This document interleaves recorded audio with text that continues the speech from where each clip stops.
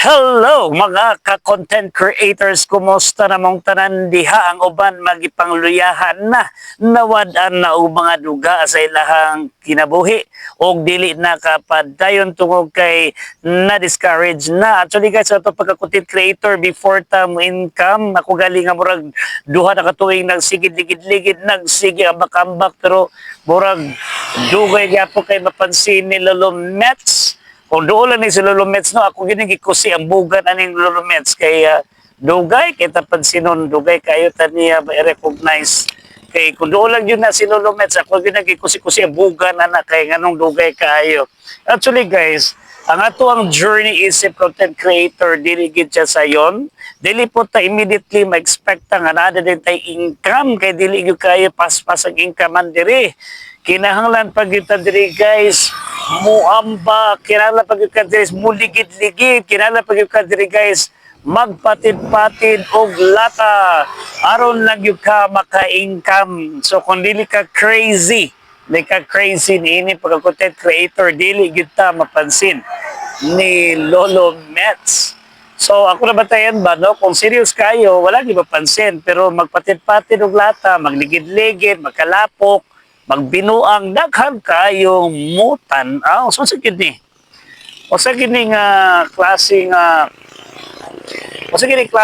pagkakuan Lolo Mets. Tudloy ni Lolo Mets, be nganong inaniman ang dagat sa atong pagka-content creator. Hinuon, ma-present ang mga serious aron makasabot ang uban mo magkwanta pero dili pod, pero kanang binuang daghan jud kay dagpon si Lolo Mets ay himot lang lami agi ko siyon.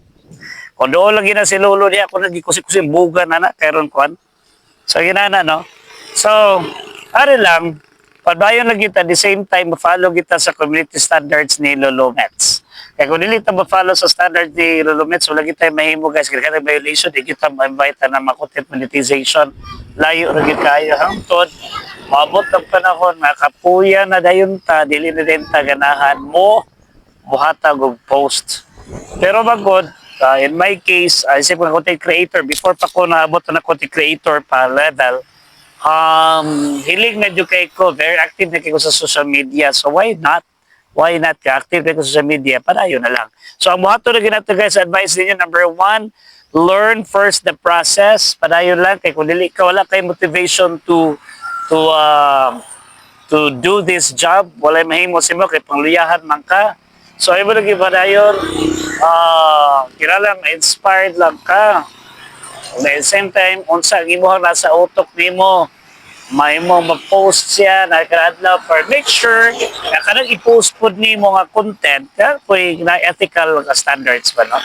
So, yun na lagi guys, so padayon na kita, kaya wala tayo mahimo, later on, ma-invited na yung ka ni Lolo Mets. Kaya alam ka suko ni Lolo Mets, ako ba masukuman, pero padayon lang. Alright, so may hapon ka na tutsanan o padayon lang kabadis. Good afternoon.